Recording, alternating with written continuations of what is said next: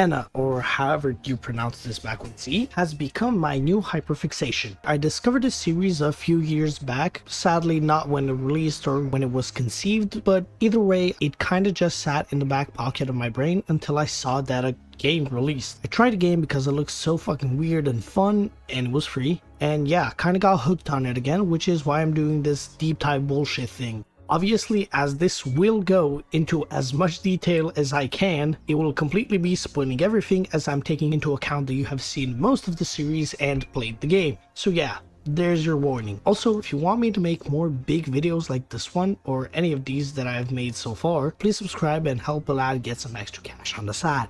Without further ado, this multimedia series is comprised of two major parts. The YouTube/Newgrounds animations, or rather the series, and now the new and improved Enna with the release of the first chapter of the game, Enna Dream Barbecue.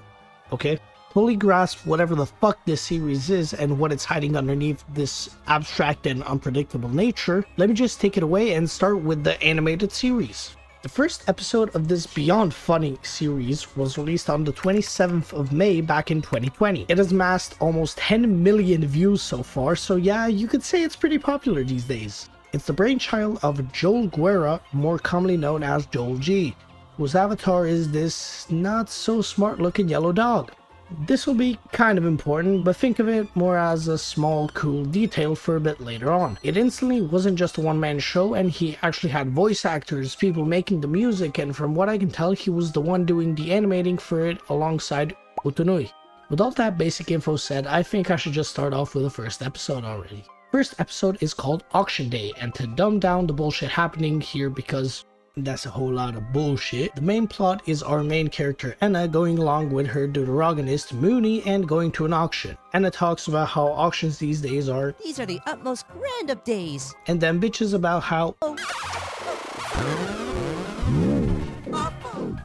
I think this is going to be the worst day of my life. Immediately showcasing the split personalities that the character is known for. But I'll go over that in a bit more detail in the characterization segment of this fucking video. They get there and Mooney says everyone's ugly and yada yada. The item presented on sale by the auctioneer is an hourglass dog. See, Joel's dog is already making an appearance. The starting price is 20 chocolates and the head tombs make more bids and it goes to 50, then 400 chocolates until it hits a singular fatty catty. Which, just go along with it, I don't even know what the fuck it is either. The bid is about to be finalized when it is interrupted with rock rain that crushes the head tombs. Anna then throws up static and Mooney says that's rude and that You should ask before doing that, you know. her static barf then transforms into the exact same hourglass dog and that's fucking it. That first episode gives you a pretty solid look into what the series is going to become and it already establishes a villain of the week format.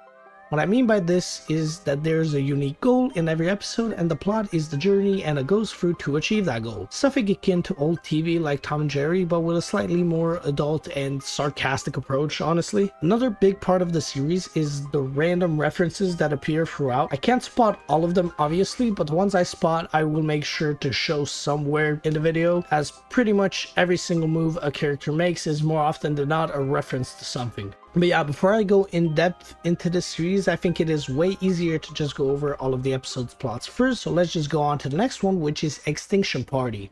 The second episode was released on the 16th of September of 2020, just about 4 months after the first episode, and it had a double runtime going from the first episode's 2.5 minutes to just about 5 minutes. The episode starts off with Enna wanting to find Mooney. She speaks with the keeper, who doesn't want to let her enter without giving a blood sample, to which Enna sadly says, Oh, I felt woundness in that sentence, so... What now? Are you gonna shoot me or something? Come on, do it! real. To all of her requests, the keeper calculates the threat level and tells her to shut up and go in peace. Enna is then teleported to a maze from the couch door.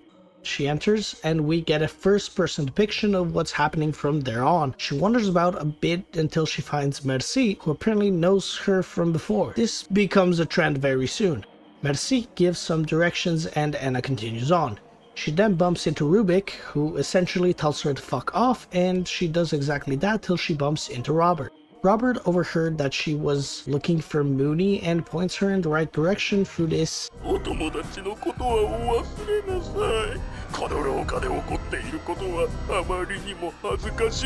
And somehow Anna is teleported directly to Mooney's room, where she starts getting drunk because everything there is weird. Mooney retorts and Anna sobers up and says she's there to give her a gift. Oh, no. I just came here to bring you a gift. I don't see anything here. You are making a fool out of me. Oh, no way. Whoa! Dude! I'm the gift. The episode just ends there. This second episode is a lot more structured and brings forth way more new characters, and it even takes the shape of a video game-esque presentation style. Foreshadowing. It takes the form of the viewer looking through Anna's eyes while walking around, and when it comes back to a more standard on-screen dialogue bit, but with one minor difference. For some reason, characters in this entire series just very, very rarely, if at all, appear on the same screen at the same time. More often than not, they just take turns taking up the entire screen and putting the focus on them. So that concludes this short section, so on to the next one, Temptation Stairway. This episode was released on the 16th of February of 2021, and it's a bit special in more ways than one. That rhymed. First of all, it is the longest episode to date, standing at a runtime of 17 minutes and 38 seconds. It's also different, as Joel G has gone on record to say this is kind of a season finale. What that means, I'm not quite sure, but let's just go over what happens first before dawdling on the details. It starts off with Mooney doing this sick trick and Anna providing the most quotable line yet. I want to go home. I don't like this party. I'm allergic to people. Mooney then proceeds to make a bet with Anna, stating that whoever makes it to the Great Ruinous last has to pay the other's debts. The Great Ruinous is located right on top of this thing. Mooney bolts, and we get this third-person perspective section after Anna barfs out more static behind the Japanese censor damn thing. Anna runs through, or rather very slowly walks through, just about 1,000 mannequins, and no, I did not count. On the way somewhere, she first finds and shortly interacts with Brick Frog, who brings her back to her senses before she leaves. The next thing Anna sees is a lot of mannequins stacking on top of each other to try and reach where Ruinous is. She then also finds a guy juggling masks who, when interacted with, forms into this merchant who says hi in Spanish, I want to say, and does this interpretive dance with Anna before handing her a turron. What the fuck even is a turron? I don't know. Anyway, the timer, yeah, I forgot to mention this is like an event that's being timed to show to us. After the timer expires, some shit happens which I can't really describe, and Anna makes her way onto this flying thing and sees Ulysses. She asks where she is, and Ulysses says that her greedy soul managed to follow them here, but that the celebration of Ruinous has already ended. He tells her that it can't take way too long and provides her an alternative way through the Holy Code, but says that she will surely fail to reach Ruinous in this way. As Anna enters the code, somebody, maybe most likely Ulysses, screams out, Punishment is imminent. Anna falls down somewhere and finds a greenhouse where there's way too many Joel G hourglass dogs flying around and a fucking tank circling in a field of flowers. When we get this talk to the tank, the shepherd comes out to talk. They basically tell us to fuck off until they spot that juicy turron from earlier. Anna receives the blood ID from the shepherd, who then dissipates and turns back into a fucking tank for some fucking reason. Anna then wanders around through this door, which has just endless pits with mannequins thrown around, seemingly peering into what lies inside and searching for the entrance to the Great Ruinous, just as Anna is currently. Anna, unlike all of the mannequins, is approached by Maria and Gabo. Anna is called the disgusting banana worshipper. I'll be crying if I look like that too, bro. That's fucked up what they be doing to y'all. I ain't even gonna hold you, bro. I be saying that's fucked up, like, bro, you probably had the full washing set. You should be fired probably if they ain't cut your shit. Fuck it though, bro. It's your life. And they ask for her blood sample, and upon testing they determine it doesn't taste anything like her, to which Anna responds, You're all living a lie! to which they just let her pass, or rather they give her directions to the correct way out. She then finds herself in some kind of desert and finds an upside down pyramid where she talks to Findal, who's just a sick ass dude, all things considered. Also, short note, I just realized Findal is dolphin backwards, but with an extra L for some reason. Anyway, he says that Anna will have to do an initial interview ritual, to which Anna responds telling him to Quit the hitting and finish the job! He then tells her to stain the water red or whatever, to which Anna follows a green orb and it actually leads her to a cauldron, and Volley does exactly what the rat dolphin said to do for some reason. She then returns to the pyramid and something way too trippy for me to fucking explain happens, and she makes it to the dead god graveyard only to see Mooney, who made it there before Anna. They fuck about a bit until Anna asks Mooney what her wish was, which is when she reveals it was to be skinnier, and whatever the fuck this is happens. So yeah, that's it.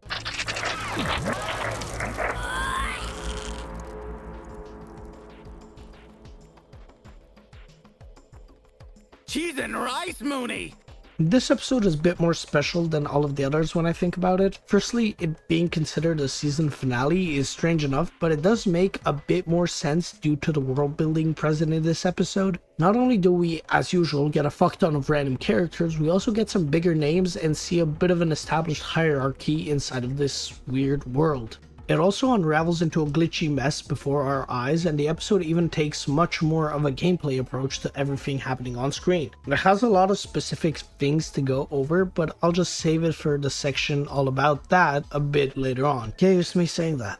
The next episode that is up is Power of Potluck, which is the most recent episode as of me writing this, and it was released on November 28th of 2023. And also, it is the first episode of Season 2. It begins with a trippy as hell animation with Mooney yelling out to run before we see Anna with a blue mask attached to her, or rather her blue side being detached from her. Then we see this weird room from a top-down game perspective, another ongoing theme, before Anna interacts with Ivy, who just has such a sick ass design. She gives Anna a paper with a theater program on it and basically calls her a sad hoe and tells her to go there to find fun. Then we get to see the first act of the program, which just has a bunch of pipes to spin around on, which Anna enjoys for about 15 seconds before getting bored. She falls onto a pipe and climbs up the string of her sad mask and finds some crying blue bitches who say they're crying tears of joy because of the second act's ecstatic nature, and then it goes to see what the fuck it is about. Some bullshit happens as per usual, and Anna contemplates about what happiness truly is before going through this vent gate and then interacting with a pair of skeleton shadow guys that tell her that she is actually the next act, which starts acts 3 and 4, where it is her mission to make people joyful, but despite the audience being enthralled, Anna still states she doesn't feel any different. Right after that scene, it cuts to a skull and begins Act 5, which is just a therapy session with the therapist. This is the therapist. Anna realizes and acknowledges that the day has been miserable, but she is clearly over-exaggerating even though she gained nothing but feelings she doesn't get and a weird mask. The therapist says that she can't find happiness here and basically tells her to fuck off as she's been there a lot of times already. The scene from the start of the episode plays and Mooney flies up to Anna telling her that she's supposed to ring the bell and run away. She's annoyed at her because she wasn't supposed to enter but quickly changes her stature and asks how it wasn't there, to which Anna just says kinda stuffy and notices this weird character, and then as per usual whatever the fuck this is happens, and that's the episode.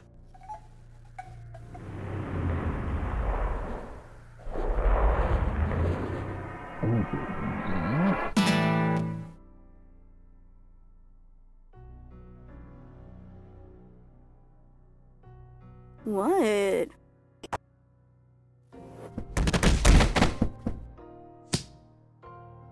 This marks the end of the series so far. It leaves us with just the game to cover the plot of this entire series, but before I do, I think it's better to talk about the series a bit more generally to help understand it better. To start understanding this weird ass show, I believe the perfect place to start is with the numerous characters that appear in it. To start off, let's go with the series staple of Anna. If you haven't noticed yet, she is a humanoid character with a defining feature being the split sides.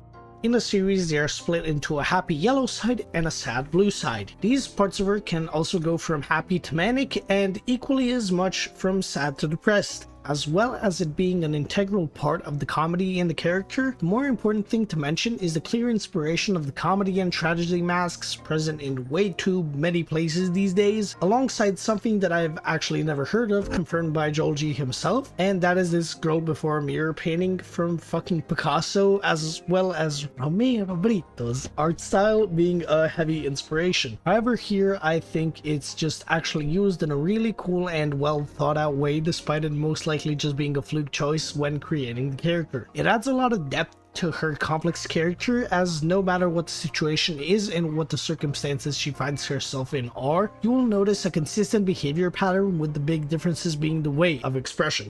This is obviously portrayed through the different sides of her taking charge momentarily and talking with their respective voice alongside the mouth and facial features moving to better signalize who exactly is talking. To even further accentuate that, when one of the emotions becomes too intense, Anna typically loses color in the part that isn't currently being represented. There's also a few different forms of her that appear throughout the series, but they're mostly gag forms and I don't believe they're important in the slightest, excluding the floating blue mask in Power of Potluck, which most likely represents losing control of her depressive side, and I think that's clearly displayed as the theme of the episode is quite literally searching for joy and Anna's struggle to do so. The final things I want to mention is that Joel has gone on record to add a lot of info about the character that isn't present inside the series, like her smelling like chocolate milk and having a strong love for Toron. But by far the most important thing to us is that Anna is heavily implied to be a species instead of the character herself, and this will be a bigger theme inside of the game. Her glitching into mannequins consistently is also an important detail, as well as the overabundance of them telling a story of them meeting their demise. Now I think I've said enough about Anna, and it's time to go over the deuteragonist, Mooney. Mooney is the second main character, but she takes a much more noticeable backseat compared to Anna herself, but still appears in each and every episode so far. She takes on the appearance of a moon.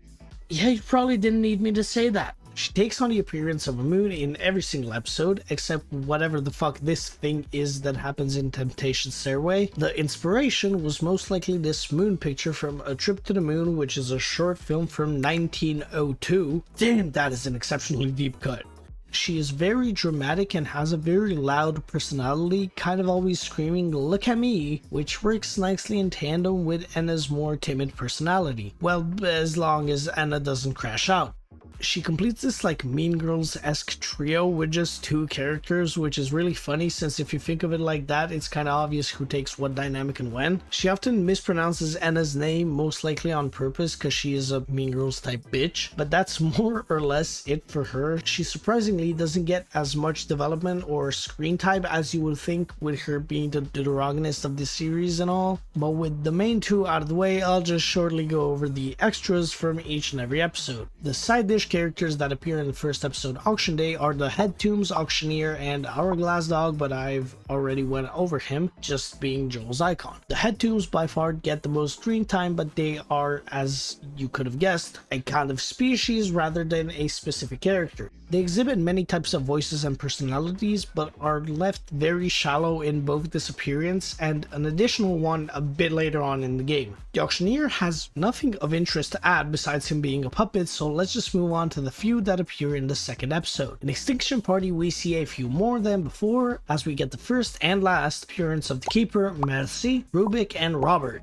The Keeper is the blandest character, quite literally being just a keeper, but he does have a really weird and interesting design, and starts a bit of a trend with the glitch characters that fit in way too well in this series that look like an unfinished PS2 game. Merci is just a bit cooler and having a cool design with a lot of elements being entwined, and she starts a different trend of characters speaking different languages, which obviously either means that Anna specifically is a language encyclopedia, or all of the characters are using a fucking brain translator or something. Merci speaks, I think, Korean, surprisingly enough, and is a play on a mime that has very slight anger issues. Rubik is not interesting at all besides his design after finding his face in the Rubik's Cube and that whole entire shebang, and he just tells Anna to fuck off afterwards. The last one is Robert, whose name is funnier as he speaks Japanese and is just a guy in a UFO, and that's it. So yeah, it's time for Temptation Stairway. In this episode, the characters that make their debut and sing their swan song are Brickfrog, the Merchant, Ulysses, the Shepherd, Maria and Gabo, Findal, and Volley. Let me just start off with Brickfrog, who isn't that interesting and has the funniest design ever. All he does is spin around and say what to do in a very confused tone. The merchant, however, is slightly more interesting. He has a cool concept with the unicycle man juggling masks, throwing them up and letting them form into whatever the fuck this guy is, and whatever this guy is reads us in fucking Spanish and just starts repeating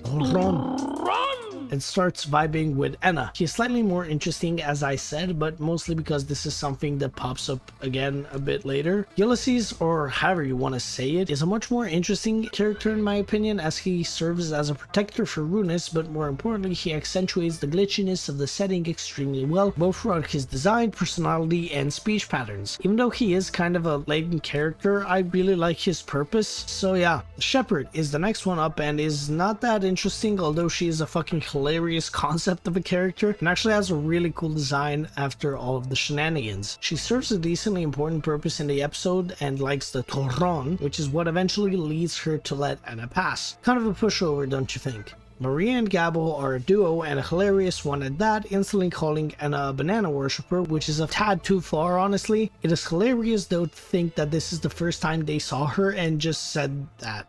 Maria is a head on a fucking plate and Gabo is a green-haired Afro-rocking Yakuza-looking ass character, and both of them speak Japanese in a way, but Maria just actually speaks Japanese and Gabo speaks English in a thick and very intentional Japanese accent and ends every sentence with yes. Got that? Surprise, bloody. Yes. That's pretty much it for them. So it's time for Findal, the pink dolphin that looks straight out of Hotline Miami, and he also comes out of fucking Cosmoem over here.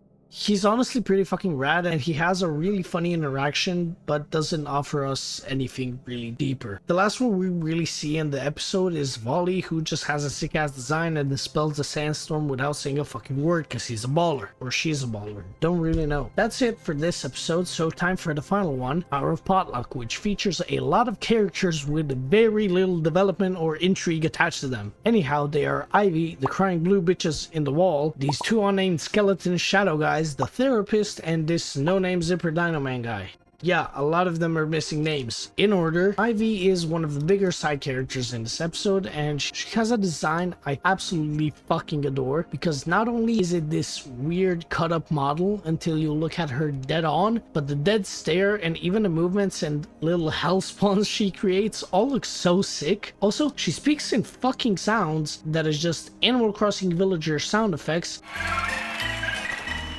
She also has a seeming obsession with people having fun and could easily see through Anna's sarcasm, so that's something to mention as well. And yeah, moving on, the blue folks in the wall are next, and they ain't all that interesting in terms of their personality or dialogue, but the design is fucking peak. Talking out of a second head that spawns from the opening mouth, which uses its new eyes to spawn a fucking projector with the mouth to talk, genuinely might be the most insane thing I have ever seen, and this was probably the most insane sentence I have ever said. But yeah, it's weird and fucking genius, even if it does confirm to me that Joel was on some of that good shit. The two skeleton shadow guys have creative movement and designs, but that's about it. Their only purpose, like most characters, is to guide Anna to the next area. The therapist, however, is much more interesting, and let me just say that his design is fucking insanely creepy and low-key iconic. Even the voice is hella fucking creative and well used, as he does sound like an old psychology dude who's trying and failing to fix any and all of your problems. Tell me,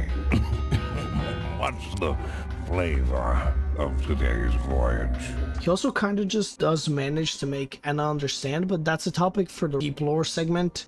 It doesn't really like show us anything, so yeah, just forget this. But heads up, the lore isn't that deep in the series, but the game seems to have quite a bit more forethought and hidden details that tell us certain things. But before any of that, the final character here is, I mean, he just does whatever the fuck that is and never shows up again, but the design is at least pretty fucking neat, I guess. That pretty much wraps up this series, and before I start nitpicking stuff and trying to explain what is pretty much a fucking drug-induced coma fever dream that Joel G had on a fucking hospital bed, I think it's about time to cover the first chapter of newly released game. As of creating this, the other chapters aren't out, so yeah, without any further ado, it's finally time to cover everything in Enna Dream Barbecue Chapter 1. The game was released only about 2 months ago since I wrote this. Damn, I'm fucking late to this. It was released on the 27th of March of this year, and it launched for free on Steam. And if you really enjoyed it like I did, you can even purchase the supporter edition to bring them a bit more moolah and help them make the other chapters as good as this one was. Since, spoiler alert, it was fucking amazing. Also, yes, really, spoiler alert for this obviously, but if you made it this far in, you were either interested in the topic or you don't care for spoilers. Also, since you made it this far in, do me a favor and subscribe. I enjoy making these videos, so if you want me to actually start uploading consistently, yeah, subscribe. Now, starting off with the game. Finally, a lot happens right off the fucking bat. Game starts us off in this not so small village looking area with a sky painted blood red. As we run around searching for the exit, some kind of god creature spreads his hands and looms upon us before we lay down in his bed. Upon doing that, we're teleported to this Aztec casino looking area. Don't know how to really describe it better. We exit and finally see we are playing as Enna,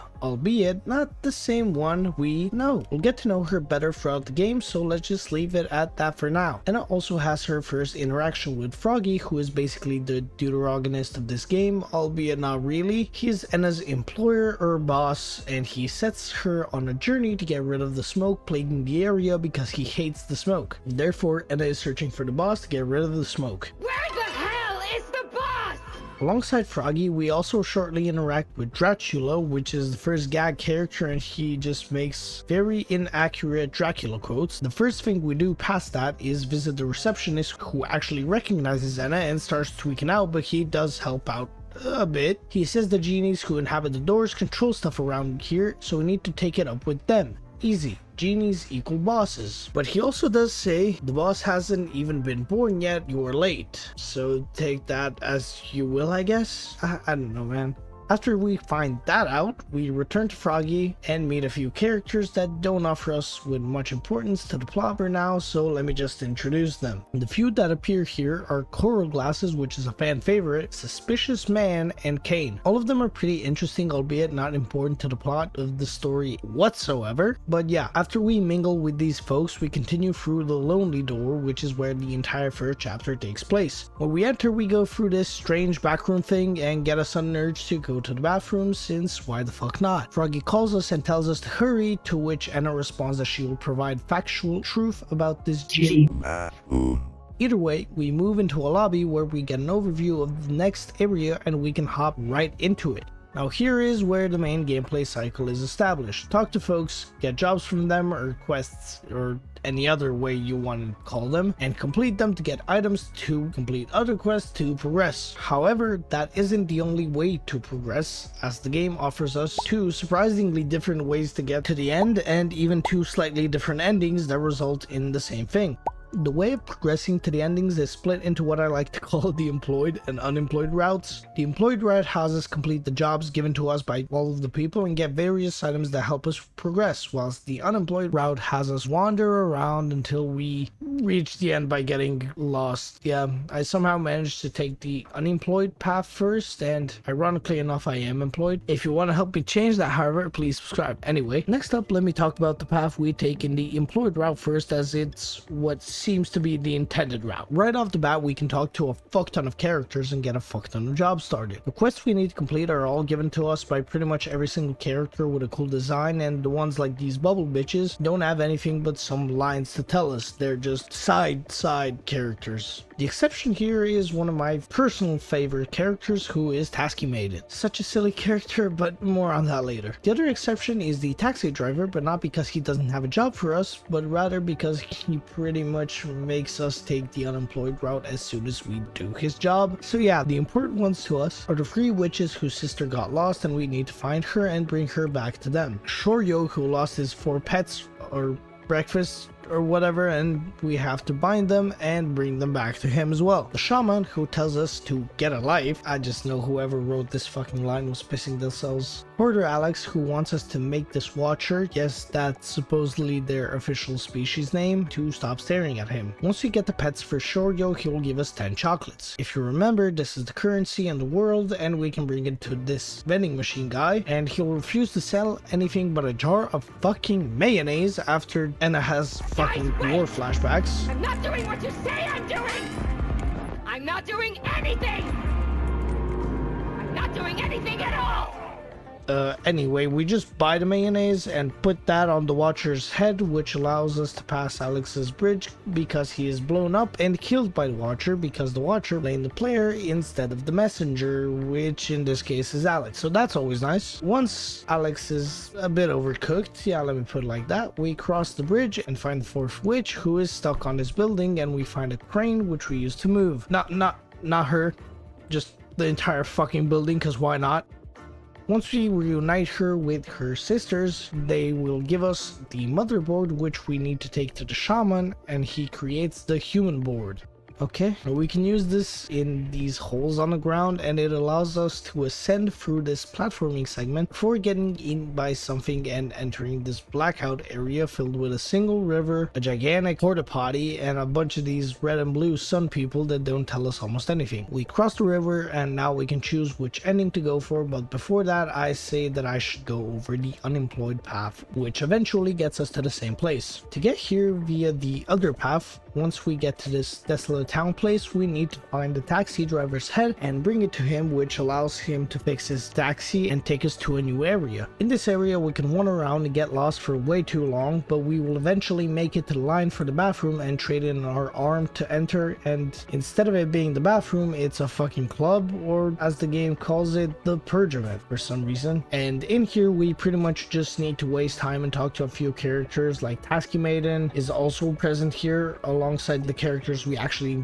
need to talk to, who are Bunraku Man, Mitu, and Hehito. Once we either talk to all of them, minus Tasky Maiden, or waste enough time, I think, the room will fill up with some liquid, and here goes the fever dream. We turn into this dog dinosaur looking ass and go through this lost woods looking ass, where if we take a wrong turn it resets, and once we make it out we arrive at the same place as before, and on our way we just get severely traumatized because we are seeing other dinosaur dog people eating other dinosaur dog people. Trauma's always nice.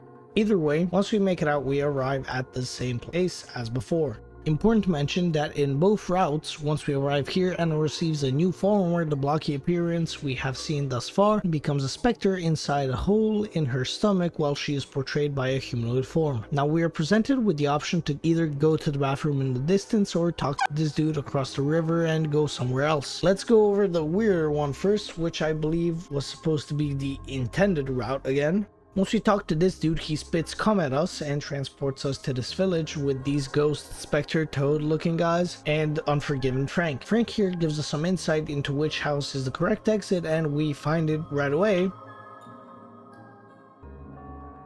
Surely, it takes us through this river thing, and we finally reach the genie who has been broken, and they can't do much for us since they are way too far away from our physical body or whatever. However, she does make an exception and allows us to see a reality in which we achieve our deepest desires. This teleports us to the smoke machine, which we hit with a fucking fan and break, and we are then teleported through a bunch of random rooms and contacted by Froggy, who tells us that the lonely door is closing soon and we need to get out, as if it closes nobody knows the next time when it will be open. Before that though, we are teleported to a dematerialized plane with a similar layout to the main area of the game, and most notably it looks hella similarly to the NS series setting, even housing the head tombs of the rock rain from the first ever episode pretty prominently. The only side character that isn't completely unnotable here is once again Unforgiven Frank, who is just here again I guess. We move through the ship thing that we entered through at the start of the game and get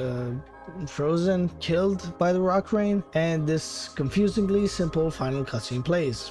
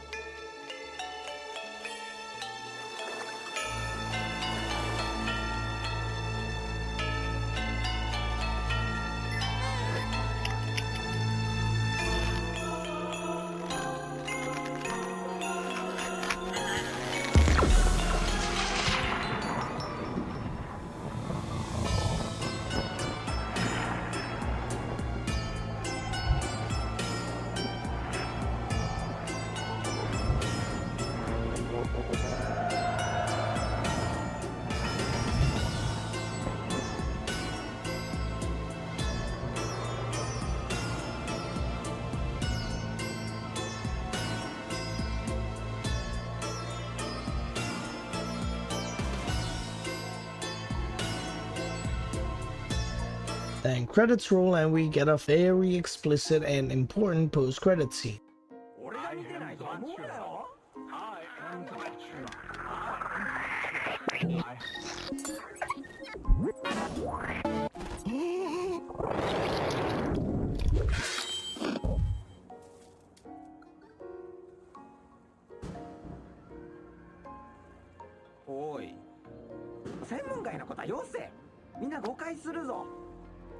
The next ending and the last one is the bathroom ending that also has an accompanying achievement with it. Once you make it to this black part of the game, with these some people, we just cross the bridge and start walking to the bathroom, and after walking for a little bit, we enter the bathroom, find the swell, and pull up the rope. From the well in comes, or out comes, the genie, Theodora. Once again, she yaps about for a bit, saying all our sins are forgiven and fixes Anna's form, before saying all our sins are unforgiven since we are Anna, and reverts her to the starting look of red and white split dye. She doesn't want to give Anna a wish, but she manages to get convinced by the salesman that is Anna. When asked what we want, we actually have 4 options and only one is related to dispelling the fog, and they all do fuck all, besides Theodora telling us no in a varying amount of mean ways. If we ask to dispel the fog, she just leads us to the machine and we need to smack it up once again, and it converges with the previous ending, bringing us back to the auction day set. As you can see, this other ending is in fact the reality in which we achieve Anna's deepest desires, so keep that in fucking mind, I guess. Now that pretty much covers the entire game's main plot, but I'm just barely scratching the surface of this series so far, so let me just give a few thoughts about the game and series generally before moving on to a bit more in-depth look into the characters and hidden things in the game before I try and uncover the secrets that lay within this series.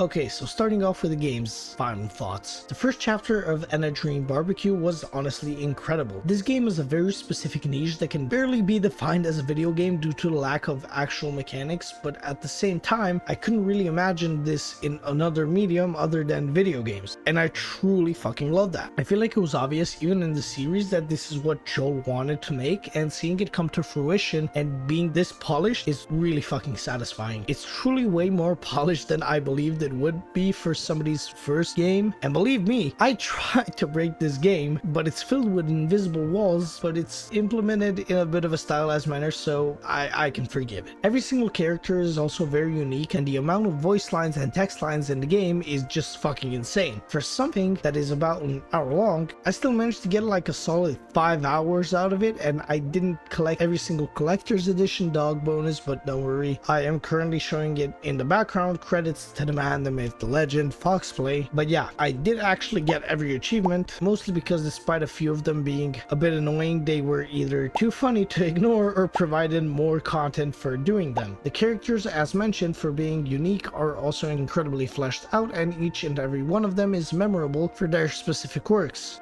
Except this guy. The comedy lands more often than not, and it definitely shows us that something is hidden beneath the surface until we uncover it. So yeah, I will get to it, and all in all, an incredible first chapter of the game, so yeah, fucking amazing game. Play it, it's free. Want to support the devs, buy the support edition. It's crazy cheap, so yeah, fucking nuts. So next up, my thoughts on the series. Despite me really fucking enjoying it and still being a gigantic fan of it, it did kind of get overshadowed by the game in more ways than one. Not only is the game just bigger and better in pretty much every way, from the characters to the comedy to the plot to the intrigue that the lore, or maybe the lore, brings, it just feels like it completely got shattered with the game's release, which is good and bad at the same time, as the series is moving forward. Well, the game series is moving forward and the actual series is suffering because of it. But I still think it is definitely deserving of a watch from you, since it's really funny and really enjoyable and really fucking short as well. So if you haven't seen it, definitely go watch it, and I really hope that most people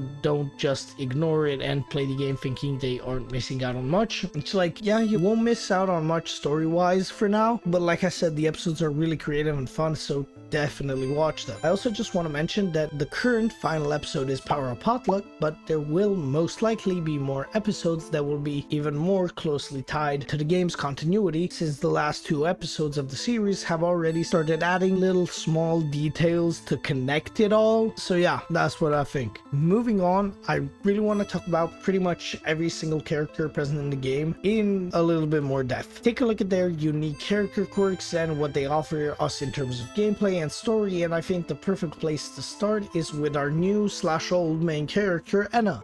Anna in this game is a different character from the Anna in the series, and it pretty much confirms the fact that Anna is a species. She takes on an entirely different set of personalities from the happy sad Anna in the series, as in the games it's split to things that aren't even necessarily emotions. The split is more or less agreed upon to be the salesman and the meanie. The meanie is such a cringe name honestly, so I'll just refer to her as Sassy Anna. The red side is the salesman, mostly using business lingo with deformities within it. It also highlights the pragmatic side of her by always taking initiative and charge of the situation, to whereas the gray or white part of her is the sassy side and primarily bitches about the current situation and snaps at people that she doesn't quite take a liking to. And this split also makes it much cooler in my opinion, because other than it being a much more versatile set of personalities to choose from, it kind of leaves the door open for way too much later on, since now we know Anna's personalities don't necessarily have to be based in one emotion, but rather one loose definition. I should also mention her army-esque looking uniform, and after a lot of digging, thanks dude, you're the goat. The uniform is rather non-descriptive and doesn't really give us much. The closest one we could find is actually the German World War II outfit, which actually leads into a lot of the theories for this game, but I'll leave that for that section. All in all, the soldier outfit just is really nondescript and really basic, so you can't get much out of it. The last thing I want to mention is that pretty much just like in the series, Anna continuously dances using niche dances from around the world, so here's another compilation of all of them that I spotted around the internet. That for the most part covers Anna, and the part that I didn't cover I will definitely mention a bit later on in the lore or story segment or whatever it is called. Now I want to move on to the second big character in the game, who is Froggy.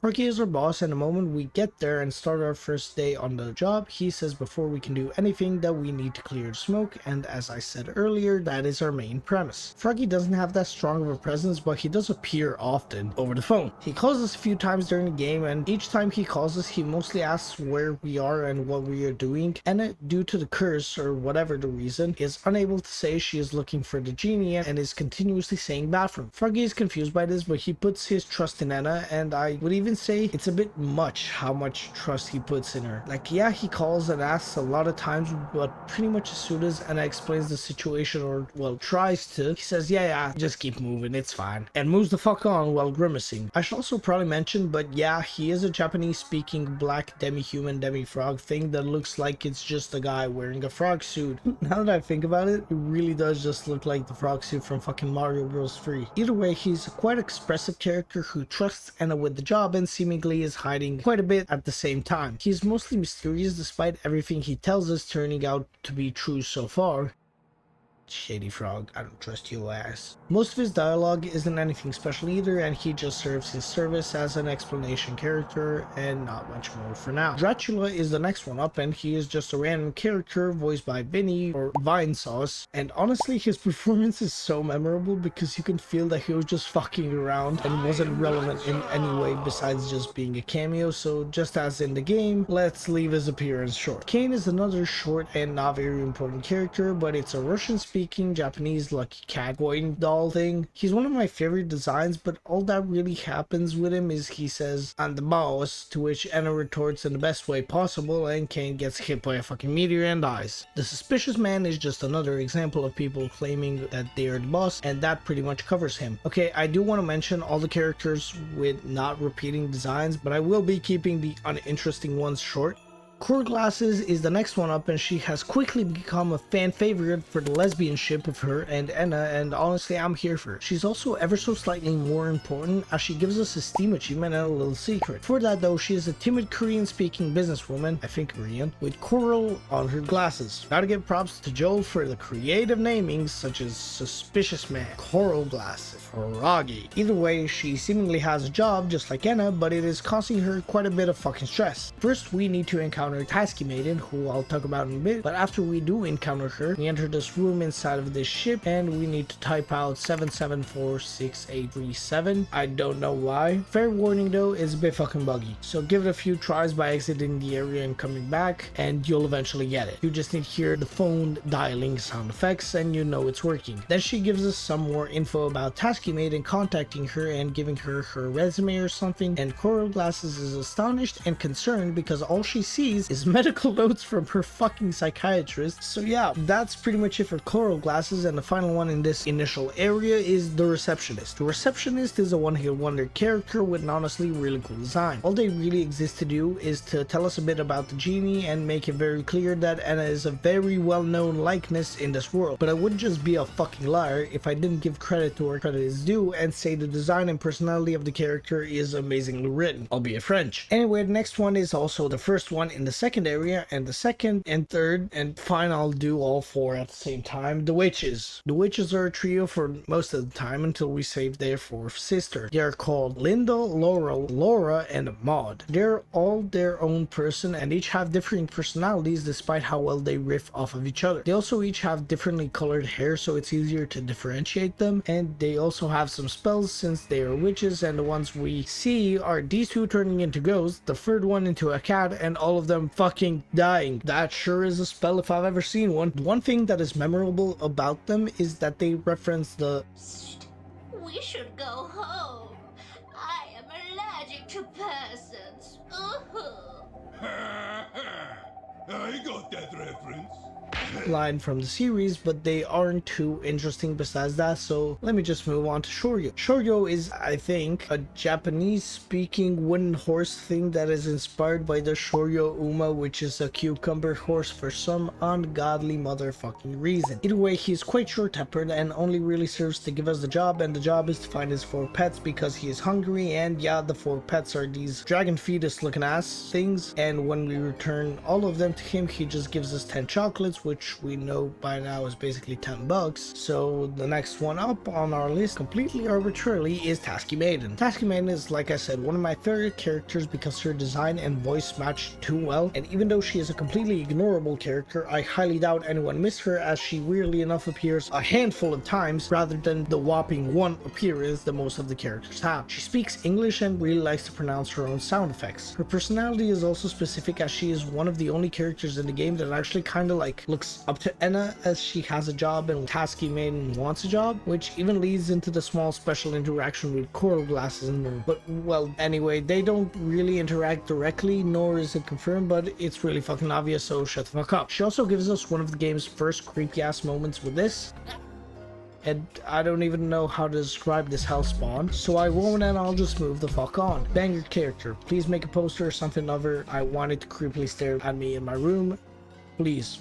The next one I want to go over is Hoarder Alex. He's a quite funny character that is also tied to an achievement. A hoarder by nature and by profession, and a Gopnik rat that speaks the most aggressive Italian I have ever fucking heard, and I have actually heard a fair share of Italian in my fucking life. He just bought the bridge we conveniently needed to cross and doesn't want this watcher staring at him, so he wants us to stop him and gets his karma back by getting blasted by a laser beam. Because he's a cunt and a bitch, and he, like many other characters, no matter what we do or do not, dies. Yeah, when he has a panic attack, if you wait like 15 minutes, he just fucking dies and you can cross the bridge without fucking with the watcher. That's honestly fucking hilarious. Since I already mentioned one, let me mention the entire race of the Watchers. They aren't a major character and are the only minor characters that I want to mention, as they have such a specific design and keep appearing everywhere throughout the game, so I believe that they will have their roles fulfilled in the later chapters. Like their names and my short description explain, they just watch and say very few words. The main ones we can actually interact with are the one who we put the mayo on, and only then does he really start talking, albeit through muffled mayo noises, and the second one is the one in the sewers, I think. I don't really know what to call this underground area, but yeah, we suicide to get this net for him, and he just says like, thanks mate, and that's it. They also ominously follow us around and watch from the distance in the valley area, where we can also find a makeshift, like not exactly a village, but close enough. There's a bunch of them dancing in a ritual circle around Joji's dog guy, but it's fucking weird as shit whichever way you spin it. So final note on them, I feel like they are connected to the spirit fuckers in the house area, but I have no proof nor theory besides just a hunch. So yeah, I'll sock it for now and move on to the vending machine. The vending machine guy is a really cool design, and he talks exclusively through beeps and boops, but through that he does actually remember, and further blurring the line between the fact that Anna is a species and the one in the game being a familiar face to those in the lonely door. This kind of makes me think that Anna was a frequenter here before the whole job thing with Froggy, but I'll get to that as well. Basically, because Anna is supposedly a dickhead, he won't sell us anything but the mayo, and we are also forbidden from even knowing what his other items are. As he is kind of a shopkeeper, he does exchange items for chocolates, and also besides that, he gives us one of the most important scenes in the game in terms of the lore, so have a look at this for now, again, as I will talk about it later on. Guys, wait! I'm not doing what you say I'm doing! I'm not doing anything! I'm not doing anything at all! The Shaman is a really funny character, heavily resembling the shitty CDI Zelda games, and it works so perfectly without even mentioning the funniest line in the entire game. Now, go away, Anna, and get a life! That shall be your quest today! He also gives us a job from that joke, and as stated, we need to get a life. This actually means a motherboard that we get from the four witches. This also provides something interesting in terms of the lore, but more on that later. Besides that, he gives us the human board thing, which unlocks like half of the achievements in the game and is used for the like standard path of the game as well. Also, this bit of him just staring at you is so fucking funny to me, and I'm not even sure if he's doing it in one place or progressively coming closer to you. It's almost like an actual optic illusion. I don't know why. I might just be a fucking idiot. Also, side note, I was scrolling TikTok like 10 minutes ago and somebody pointed out the Shaman is based off of the fucking Microsoft Wizard guy. So yeah, that's a fun note for you that I found while doom scrolling, so enjoy. Fen, or Full-Eyed Neighbor, is up next, and he is a more minor character that speaks in old computer sounds and has a really fucking clever design, actually just running out of the house that you interact with each and every time you do so. Not really that interesting, but he does want to go to the purge event and is mad or sad or whatever that the taxi guy lost his head. Timothy Rundle is a chance encounter and a truly minor character, and his design is just a pixel art teacher looking guy, and yeah, he's not really that interesting, but I wrote but he is incredibly funny as a concept to me, so there's a shout out to my boy Timothy. Dahlia is ever so slightly more interesting, even despite her lack of interaction in the main story in any sense of the word, but she is also unique because of that. She's a completely missable character tied to a very specific achievement that requires an even more specific and hidden setup to even reach. To even reach her, you must start for the economy quest without acquiring his head. This leads to a small area with another character named Handsome, and here's him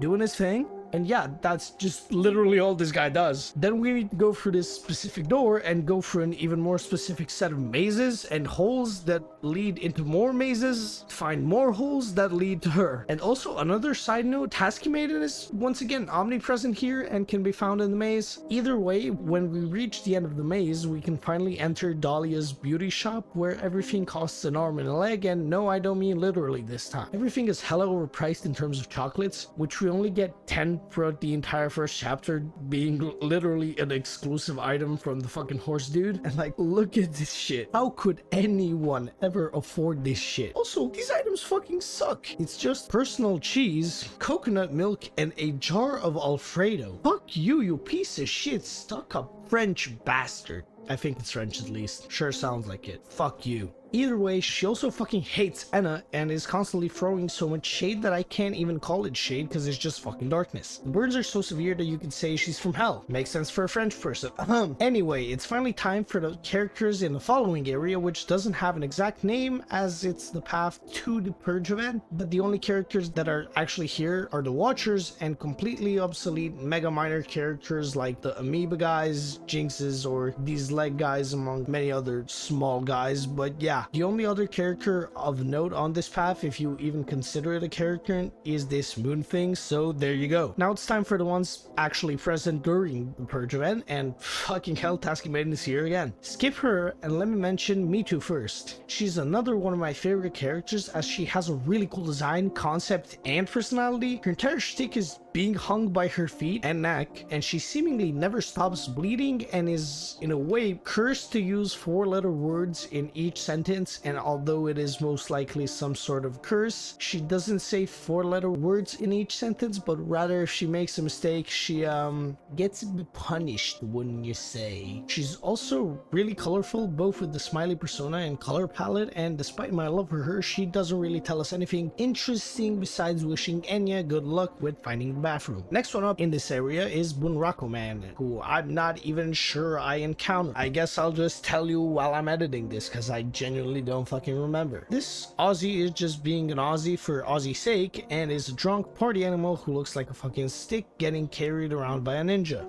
That's it. The third and final character of the bunch present at the Purge event is Hehito, who I'm, again, not sure I actually encountered. You'll also see if I have footage of him by any chance. But yeah, these two are just really fucking forgettable, I guess. Speech pattern is cool, I guess, for a Power Rangers reject, but yeah, I have nothing to say about him. The rest of the characters are scattered about the area, and because of this, and because I don't feel like it, I'm done mentioning where they are, so I'll just mention who they are, except the exception, which I might as well get out of the fucking way right now. Nonky Jong, not only the stupidest rip-off character and the most annoying piece of shit fourth wall breaker, is hidden in the area with the houses behind the wall that you can just walk through. He even has an achievement tied to hearing each and every single line he has to say, which thankfully isn't randomized shuffled bullshit, but he says a line and it gets removed from the pool of lines that he can pick until he is out of them. However, there's still way too many fucking lines of this guy talking. It took me about 12 minutes of just reading his dogshit lines, and I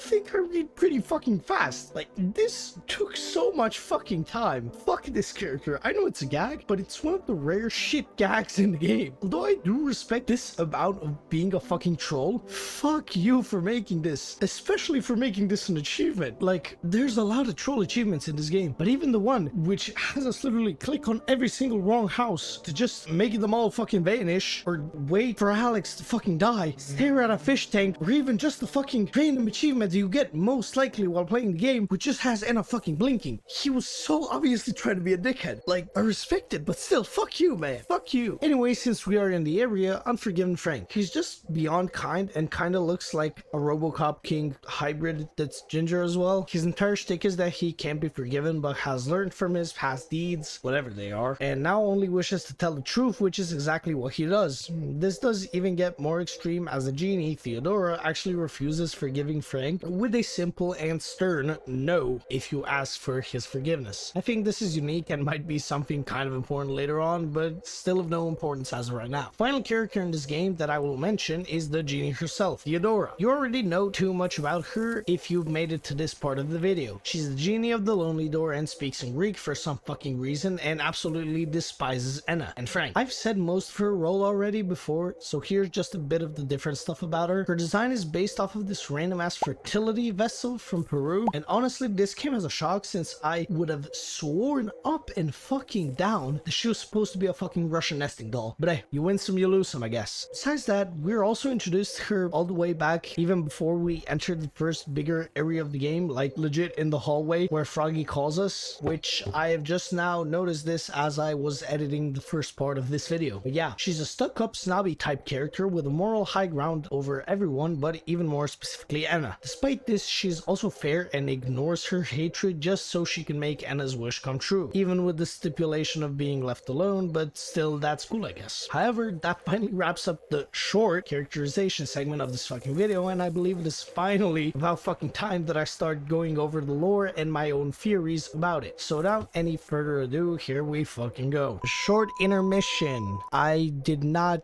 at all mention the demo footage and various trailers that were shown by Joel, because until it is in an actual piece of media that is not a look into an early version of something, I don't want to go over it. So yeah, if there was a demo release, that's a different story, because demos typically have things in them that will most likely not change, but just get rebalanced or slightly altered. And I think most of the stuff that is present in there will either get completely altered or just take like 10 years to appear, so it's not worth mentioning. There you go. Okay, so immediate warning. I'm not saying any of this is what the creator intended, but rather I will be just dishing out a couple of cool ideas and theories that I have seen across the internet or conjured myself. This game is very clearly an abstract form of art, so don't hate on anyone for thinking differently about something, but rather just interpret it as you fucking wish. It was made abstract for a reason, so despite the main point being most likely lost, the creator clearly wanted to show it in his unapologetic vision and have us take it as we will. So yeah, to start off, the first big one is what the entire internet pretty much agrees upon, which is the war theory. Obviously, Anna is modeled after a soldier despite her appearance, taking from this guy quite a bit. It is also clearly much more angular and war uniform adjacent. I tried digging for quite a bit to find where this uniform comes from. Thanks, dude. And what we found is that it doesn't specifically come from anywhere and is more or less just a nondescript one that has no country affiliations or specific details on it. Despite that, however, the closest uniform we could find is the fucking German uniform from a pretty significant period in history, you might say. But besides Anna's look, there is quite a few mentions of war and war speak, to the point of it just being a bit too much to simply ignore. First and foremost are this scene with the bullets falling on Anna while she screams out, I'm not doing anything!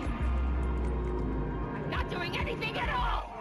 the beginning of the game with the planes flying overhead with a fiery red sky, and finally the song, which is titled Anemoia, which is like nostalgia from a time you never knew. This song also, as per the theory, features sounds that seem to be like bombs being dropped, I think. This last part I completely disagree with, honestly. Yes, the song name being Anemoia makes sense, but the song having bombs being dropped when it is clearly just the sound of fireworks is a bit of a stretch to me. I know they're similar and sound similar, but I view the song in more of a celebratory manner rather than the somber and devastating manner. So if I was to put my own spin on this to connect it to the war, I would say it is the celebration of the war that has passed being heard. But either way, I don't buy into this small detail, like this small part of the theory. Also, a part of the war theory also makes use of the fact that Ennas are a species in a bit more of a weirder context. This fact doesn't exactly give us much, but it did help people connect the fact that at the end of chapter 1, Anna basically resurrects into the body of one of the many mannequins scattered around the place. Also, fun fact that I didn't notice until I was doom scrolling again, OG Anna appears in this small sequence. That's cool. Anyway, the mannequins are also a key part here, as many of them are presented falling into pits or off buildings, essentially being in peril, and then this plays off of the Anemoia fact, basically saying that once Anna reincarnates, or whatever you want to call it, she acquires the memory of those past, and this further riffs off of Anna being quite literally two-faced. The last part of the war theory is the reason why nobody really seems to be kind to Anna, and the phrases used in conversations. Firstly, nobody is kind to Anna seemingly because of this war background, which correlates her to being a killer, murderer, and overall a bad person, and a pawn for someone more powerful who is wreaking havoc on the world with a more sinister goal in mind. The speech patterns and phrases used by the characters also tend to mention the boss as a target, someone who will soon be sleeping with the fishes, which a part of the fan base have taken as a fact that Froggy is playing the part of a general, which would make Anna a simple soldier and therefore a pawn. Another variation of the war theory has everything exactly the same in terms of reasoning, but without the Anemoia thing, since they took this as Anna being easily replaceable since she is a soldier, and the fact that she is a part of a species brought further proof for her being an easily replaceable piece of the puzzle for the big boys in the big pants. That pretty much covers the war theory, and the next one I have seen floating around is pretty firmly tied to it, and that is the famine theory. The famine theory takes a lot from the war theory and pretty much just coexists alongside it. It tries to explain the reason for the heavy war implications by adding an additional layer to that story by saying that there's an ongoing famine, and this theory even makes use of the series instead of just the game, and I think it holds up really well, which makes me think the war theory is also more or less right, with just some small adjustments that will be probably made after we see more of this series. However, However, this one does have a few holes in it for now. This one claims that the reason people dislike Enna, alongside being viewed as a tool used for murder and a replaceable pawn of the elite, it also says that the people are just like jealous. Jealous why, you might ask? Well, it's because as a soldier you have certain privileges that any normal citizen wouldn't quite have, and one of them is of course having food. As this doesn't seem to still be a world ridden in war, it makes it quite apparent that this is a post-war world, and the most notable thing about the world after any war is the lack of food and essentials across the entire planet, or just the parts that were affected by the war. Due to the collapsing economy, due to trade being halted and big cities with big industries being ruined from ceaseless and meaningless fighting, many are left without jobs and therefore a way to earn a living and keep themselves and their families alive. This specific theory makes use of Tasky Maiden the most, as she explicitly thinks Enna is making fun of her for her unemployment lives. Despite that, Tasky Maiden remains clearly jealous and in awe that Enna has a job. She is however the only character that looks at it as a job instead of simply being a soldier. Obviously being a soldier still is a job, but it is more often perceived as a calling, so this does make it kinda weird. Besides this small fact, game is filled with so many instances of getting eaten and images of mouths or characters talking about eating or food, things being valued heavily. I can't name them all because of this, but I will mention the most important ones. First is the heavy symbolism of being eaten, like at the Lonely Door and here, and even not in the game but in the series. Perjoven especially makes it hella weird, as everyone there is specifically there to be eaten. The currency being chocolate coins is also really telling, as well as the Guardian of Runes being bribed from their one purpose with a fucking Torron. Immediately after that, being called the banana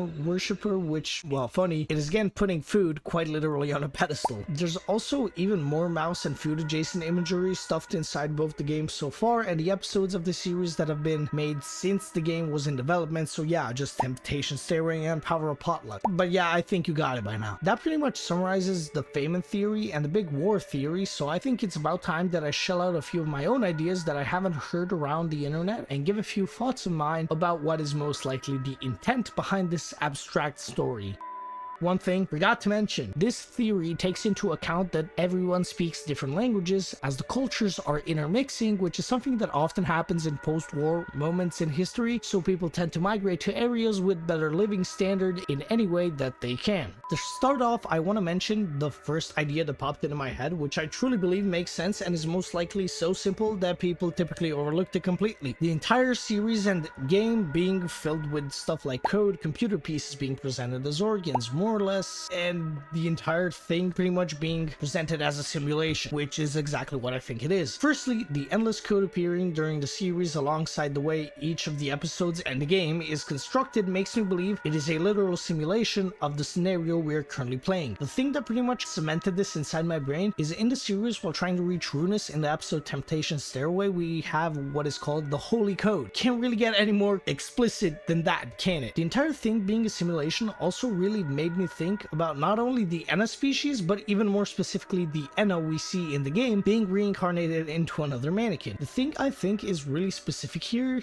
but really cool, is that this game and series is not just a simulation, but a simulation where the Ennas are AI. I know, we're all sick of the AI talk, but I promise it makes sense. The Enna species is made up of generations and generations of AI being continuously put in the same situation and trying to find a different outcome, or for those that you're already annoyed at me tiptoeing around it, a machine learning algorithm. Not only do I truly believe this is really accurate already, but I think the war theory saying mannequins are representations of the different people dying in a war, I think the more obvious explanation is the selected mannequins being seen there just all being previous generations that didn't make it past that area. This also plays into the song being called Enemoya, or rather a nostalgia for a time you've never known. Alongside every single person recognizing Enna makes even more sense in the scope of the game so far, instead of just saying we don't know why they recognize her yet, cause the game hasn't finished yet, it's only chapter 1, la-di-da, la-di-da, and Dracula. Instead of ignoring that fact, I chose to look at it as the NPCs already having interactions with our specific Anna, the salesperson and meanie Anna that is continuously being simulated and perfected while they are all stuck repeating certain lines and wandering around pointlessly. Small detail that I also think supports this even more is the fact that as we get further and further into the game, we see way less mannequins, which would not only make perfect sense in the machine learning algorithm like theory that I've conjured, but it also takes the single specimen that succeeds at a condensed task and basically uses it to create offspring with the same knowledge but with small deviations that work as expansions instead of different approaches. And of course that would mean that our Anna is in fact the first successful AI to make it through everything. It would also make sense from the perspective of Froggy being caring towards us but still staying distant and not attaching himself when the Anna starts losing the plot, so to say, and searching for the bathroom instead of the genie, as it could be a simple mistake in the code marking a certain objective but still being good enough to execute it, which Froggy, as someone who by my own logic should know, would most likely notice when it is happening. It's basically like teaching an AI to walk and it starts walking like a gorilla using both its arms and legs instead of a human walking pattern using only its legs. Hope that made sense. So yeah, also I am hella fucking convinced that Froggy is more important than he fucking seems, so that's why I'm lumping him into basically not being a part of this simulation. Final thing I want to mention about this dumb theory I had is the different languages present could